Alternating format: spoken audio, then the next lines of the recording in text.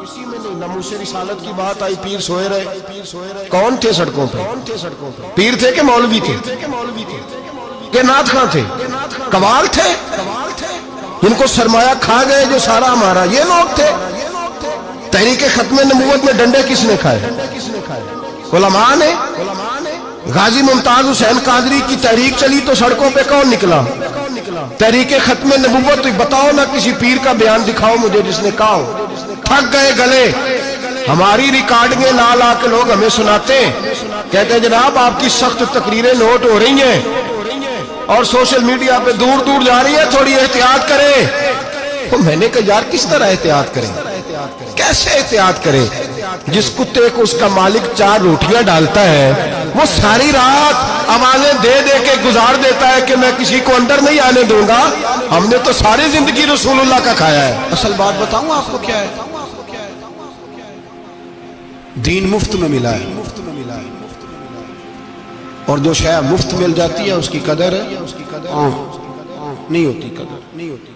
دین نبی دا ایک ہی جانن دنیا دار کمینے، دین نبی دا جانن والے سونگے وچ مدینے۔ تجھے کیا پتا، تجھے کیا خبر اس دین کی؟ کوئی خبر ہی نہیں میرے رسول پاک کا پسینہ کتنا بہا ہے۔ کبھی تیرا پھیرا لگے تو احد کے پہاڑ سے جا کے پوچھنا نبی پاک کا خون کتنا بہا ہے۔ کبھی ٹائم ملے نا ملک شام جاؤ، حضرت بلال کی قبر پہ کھڑے ہو کے پوچھ دین کتنا قیمتی۔ اور پھر اس سے زیادہ بات پوچھنی ہو نا کبھی تو مدائن جا، حضرت سلمان فارسی کے مزار کے پاس ان سے پوچھ دین کی قیمت کتنی ہے۔ وہ تجھے بتائیں گے کہ کئی 100 سال لگ گئے نبی پاک کے قدموں میں پہنچنے تک۔ 100 سال، کئی 100 سال۔ اور اگر پھر بھی تجھے تسلی نہ ہو تو جنت البقیع میں جا اور سیدہ طیبہ طاہرہ حضرت فاطمہ الزہرا سے پوچھ، ان سے پوچھ بی بی اس دین کی قدر کیا ہے۔ وہ تجھے بتائیں گی کہ جب دین کے چہرے پہ سرخ رنگ بھرنا تھا تو میں نے حسین کا خون دے کے بھرا۔ وہ تجھے بتائیں گی کہ اس دین کو جب پینٹ کرنا تھا تو میں نے جناب علی اصغر کے بازوؤں کے ساتھ مصوری کی ہے۔ وہ آسان سمجھ رکھا ہے لوگوں نے، آسان سمجھ رکھا ہے، کہا تم کٹ گئے۔ اور آج اٹھنے والا صوفی اور درویش کہتا ہے سارے ایک ہی ہیں، سارے اسی کو مانتے ہیں۔ جس سیاستدان کا دل کرتا ہے وہ جا کے مندروں میں پوجا کر آتا ہے، جس کا دل کرتا ہے وہ جا کے ہندوؤں کی ہولی اور دیوالی میں شریک ہو جاتا ہے۔ سب ایک ہی ہیں۔ اگر ایک ہی تھے تو حسین کا علی اصغر کیوں شہید ہوا؟ اگر سب ایک ہی تھے تو جناب علی اکبر کیوں شہید ہوئے؟ سارے ایک ہی تھے تو پھر ٹھیک ہے، مست رہنا چاہیے تھا۔ یہ مذاق ہے اتنی قربانیاں؟ شرم ہی نہیں آتی بات کرتے ہوئے؟ جاگو اور اپنے دین کو سمجھو۔ میرے رسول پاک علیہ الصلوۃ والسلام نے جو دین دیا اس میں تسلب ہے، تسلب، کفر سے بیزاری۔ کتنی بیزاری؟ حضرت ام حبیبہ رضی اللہ تعالی ام المومنین ہے، یہ ہماری اماں ہے۔ ماؤں کے نام تو بچوں کو آنے چاہیے نا، یہ مومنوں کی ماں ہے، ابو سفیان کی بیٹی ہیں۔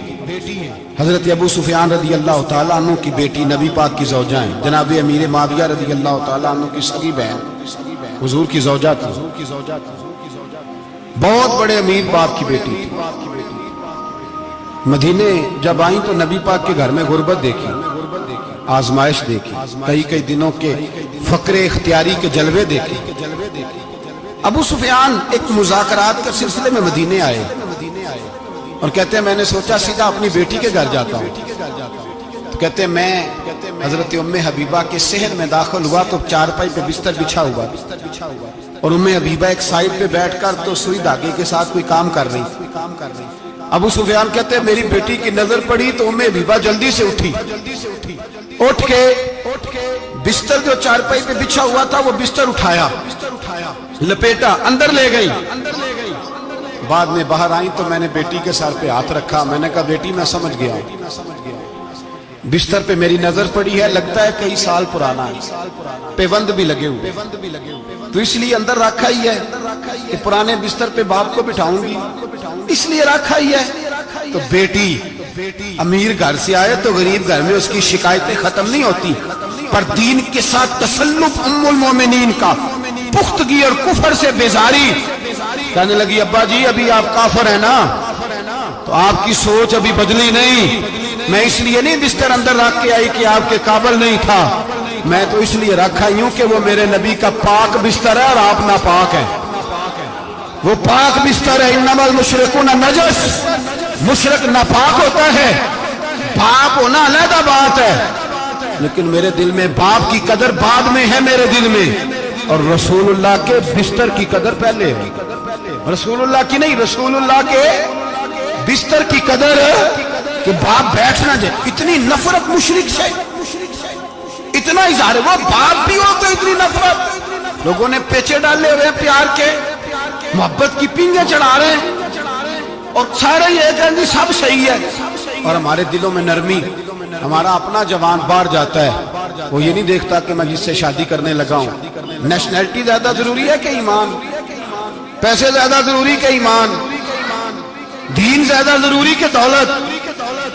अजीब तमाशा है, बेचते फिरते हैं, फार सेल कर दिया मजहब को, तसल्लुत भी नहीं, वो ख्याल ही नहीं, तवज्जो ही नहीं हमारी।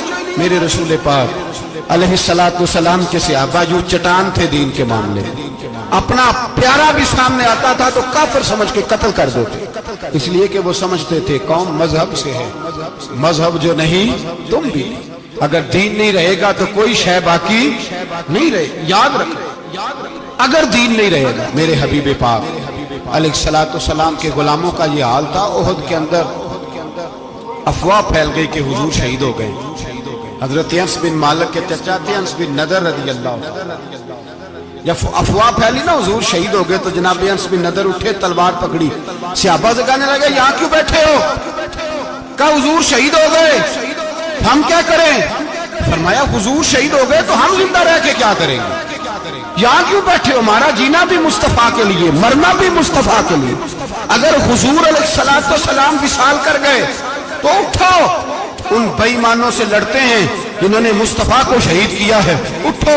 हजरत अनस बिन नदर मैदान में निकले, इस तरह लड़े कि सहाबा कहते हैं ना जख्मों की परवाह, तीर बरसते रहे परवाह कोई नहीं, तलवारें चलती रही परवाह कोई नहीं, उनके वजूद पर नेजों के जख्म आते रहे परवाह कोई नहीं।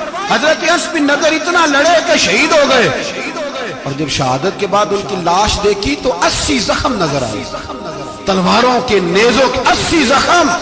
हुजूर के लिए उन लोगों ने जाने दे दी, परवाह नहीं की। यहाँ इस मसले को